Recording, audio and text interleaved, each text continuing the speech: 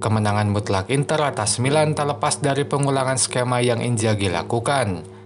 Ia kembali gunakan skema yang sama saat lawan Fiorentina meski beberapa hal diubah. Lalu apa saja perubahannya? Temukan semua jawabannya di video ini. Inzaghi tetap gunakan 3-5-2. Komposisi pemain sedikit diubah dengan kembali mainnya Acerbi di pertahanan.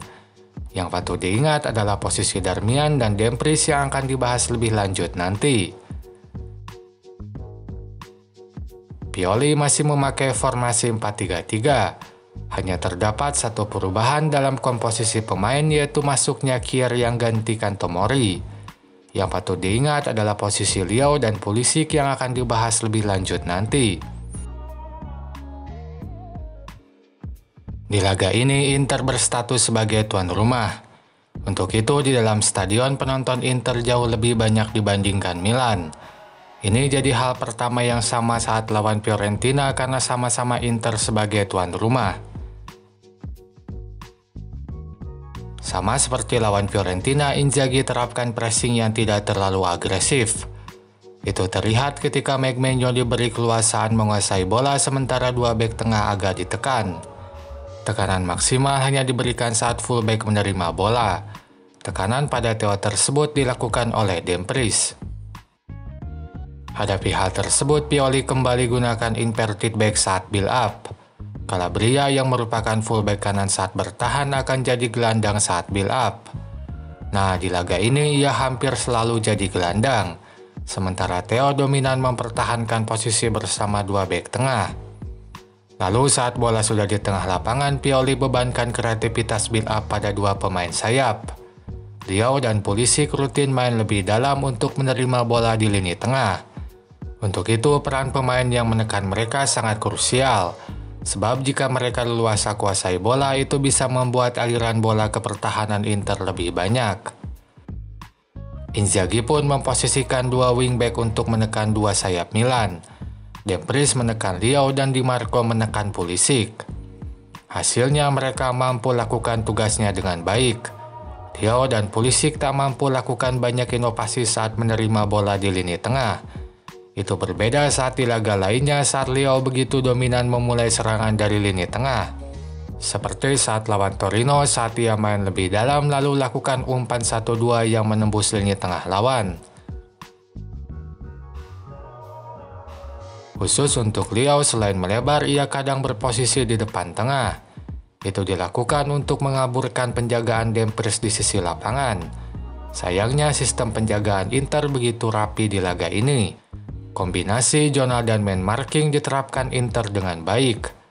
Dumfries dan Darmian mampu bergantian peran untuk menjaga Leao. Misalnya saat Leao di depan tengah, maka Darmian yang akan menjaganya. Namun pola ini tak semudah yang dibayangkan, sebab dalam situasi tertentu Darmian yang menjaga Leao di sisi lapangan sementara Dumfries yang menjaga ruang di depan tengah. Nah, kerapihan pertukaran peran Darmian dan Dumfries ini yang buat penguasaan bola dominan Milan jadi hambar. Sebab meski kuasai bola sampai 60%, Milan tak banyak kuasai bola di pertahanan Inter dan tak lebih banyak hasilkan peluang. Inter memang kalah dalam penguasaan bola tapi hasilkan lebih banyak peluang serta berhasil cetak banyak gol. Ini sama seperti lawan Fiorentina. Inter memang kalah dalam penguasaan bola tapi hasilkan lebih banyak peluang serta berhasil cetak banyak gol. Meskipun begitu, Inzaghi tidak sepenuhnya gunakan taktik yang sama. Sejumlah perubahan dilakukan menyesuaikan dengan Milan. Sebagai contoh, pemain yang terlibat dalam build up di belakang tampak lebih banyak. Misalnya pada cuplikan ini, terdapat 7 pemain yang terlibat, 3 bek tengah, 1 wingback, dan 3 gelandang. Padahal normalnya Inter hanya libatkan 5 pemain.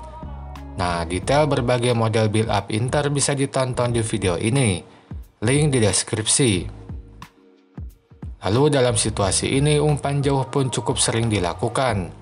Sommer atau Bastoni rutin lakukan umpan jauh kepada Lautaro dan Thuram. Taktik ini berjalan efektif karena kedua pemain tersebut banyak menang bola.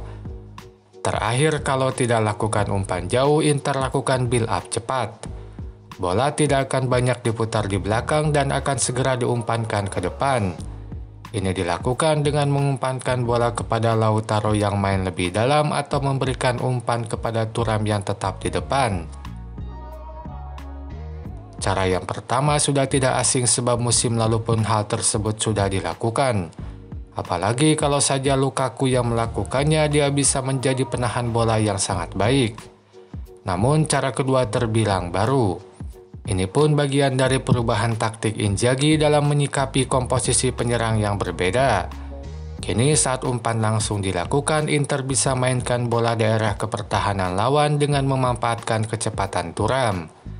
Misalnya pada cuplikan ini, saat Dumfries lakukan umpan daerah yang dikejar Thuram.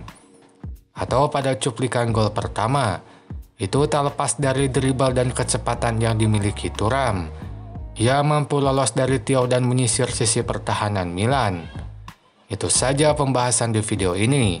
Silakan tulis apapun pendapat kalian di kolom komentar. Sampai jumpa lagi di video selanjutnya.